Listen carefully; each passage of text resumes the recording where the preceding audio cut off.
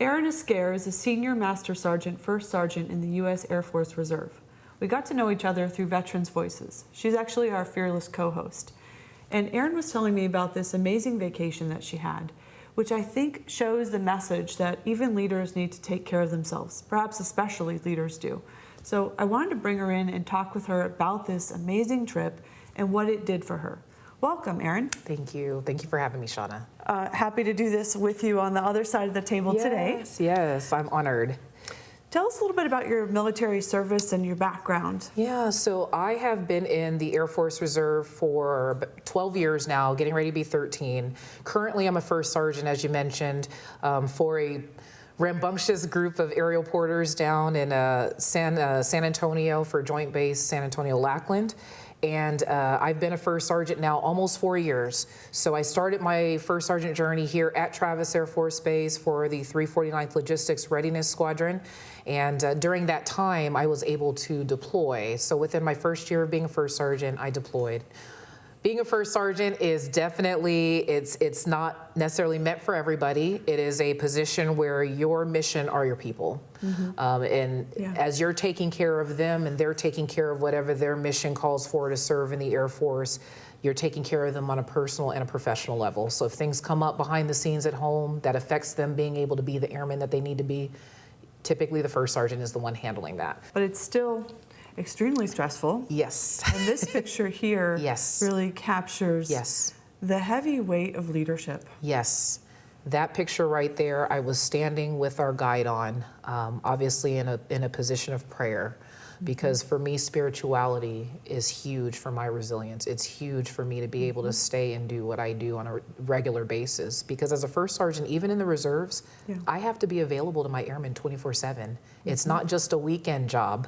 I have to be available for them. And so during that particular time, when that significant incident happened, I went into reactive mode as a first sergeant. I was handling things and taking care of business. But what I didn't do was take the time to just say, Erin, emotionally, how are you? How are you doing, girl? Checking in.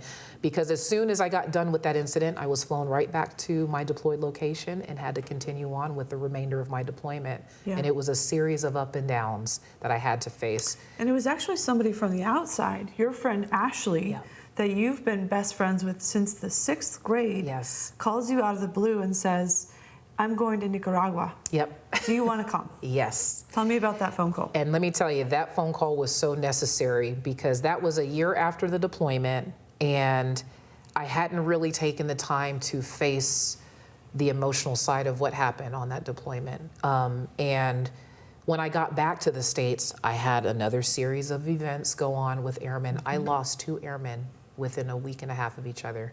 And so this past August, I was sitting at a funeral, just thinking about what happened in the desert and thinking about the airmen that I lost, and both very unexpectedly. So when October timeframe came around and I received this phone call from Ashley, it was a godsend. And I'm gonna be honest with you, I didn't care what my bank account said, I didn't care what my vacation leave said. I knew I needed to say yes to Nicaragua because as it has it, I'm also a single mom. And I looked at the calendar and thought, my son is gonna be with his father for the holidays, which essentially means I'm gonna be alone for the holidays. So on top of everything that I'm dealing with, then I'm gonna be alone for the holidays. Absolutely saying yes to Ashley was what was needed. I started kind of withdrawing from social media. I was withdrawing from just socializing in general. And I realized it's time for me to take a break, take a knee. It's hard for me to do as a first sergeant and as a leader because so many people rely on me. But I know that as I'm constantly pouring into others, if there's nothing left for me to pour, then I'm not going to be effective. Doesn't matter how strong you are.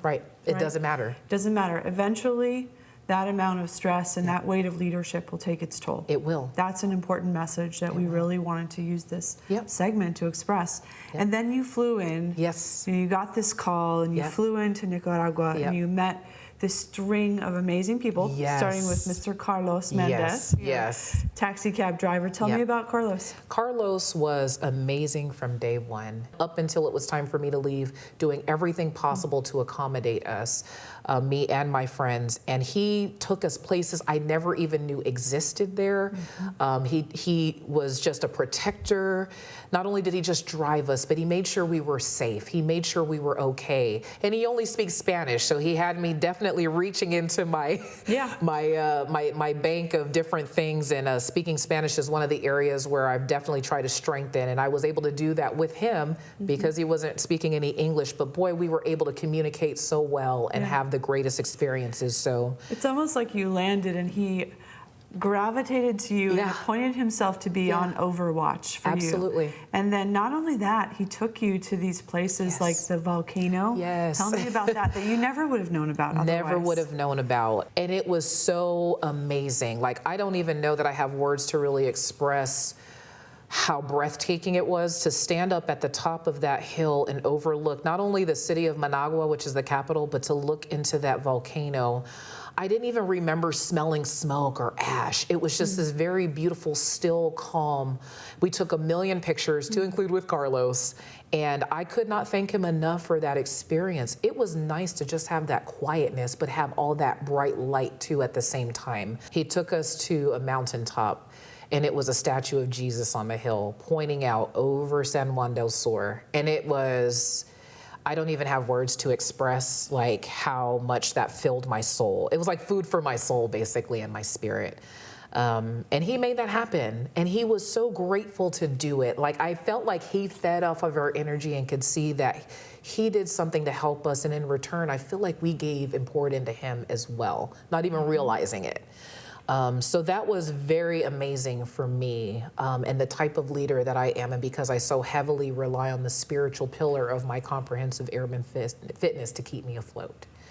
And it wasn't just Carlos. They were the perfect strangers is how you wrote about it in your blog. There were so many people that received energy from you and gave energy to you in this incredibly miraculous way.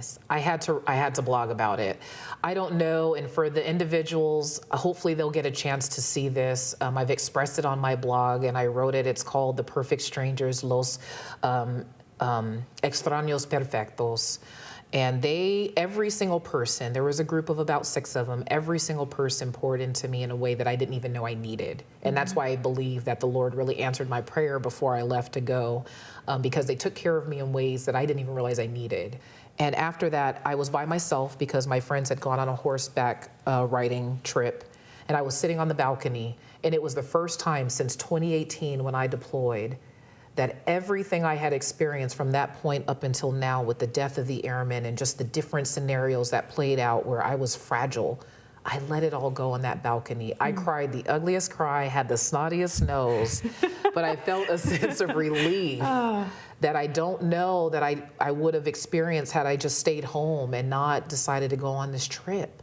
So I left everything in Nicaragua, and I left there feeling so refreshed, so revived, re-everything, re-energized. And I'm sure you guys can feel it and tell just when I came back and I was sharing my story, I didn't want to leave. I didn't want to leave. And the significance of this trip is I travel a lot. I go around the world a lot. I've had a lot of worldly experience. I've lived overseas. This was one of the first intentional trips that was not tied to the military, that didn't have the family element to it where I had to help still kind of like entertain family and all that. I got to just be Erin.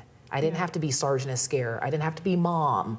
I didn't have to be Mrs. Scare, the wing exercise planner. I just got to be E. You want this for everyone, don't you? I want this for everybody. You want this for everyone. And there's nothing wrong with transparency. For any leaders, for anybody in a position where others are relying on you, it's okay to take a knee and withdraw if you need to. It really is for your mental health, for your spiritual health, your emotional health, whatever.